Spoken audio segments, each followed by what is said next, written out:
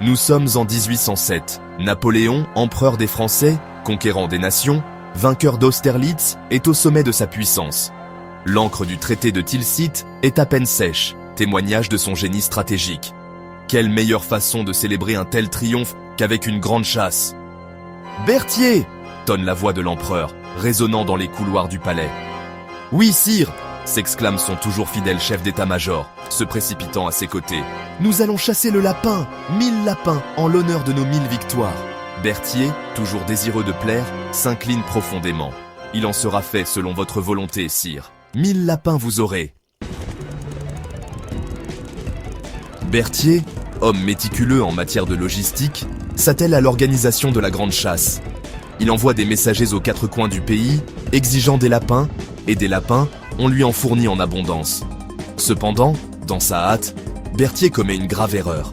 Il avait supposé, comme tout homme raisonnable pourrait le faire, que les lapins seraient sauvages, rapides comme l'éclair, et se méfieraient des hommes. Hélas, les lapins livrés n'étaient pas les féroces habitants de la forêt. C'étaient des créatures dodues et dociles, élevées pour la table, non pour la chasse.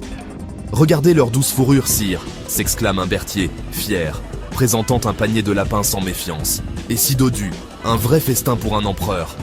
Napoléon, distrait par des pensées de conquête, hoche simplement la tête. Excellent, Berthier. Demain, la chasse. Le jour suivant se lève, clair et lumineux. Napoléon, resplendissant dans son costume de chasse, attend sa proie. Les lapins sont lâchés. Le silence se fait. Puis, une chose des plus inattendues se produit.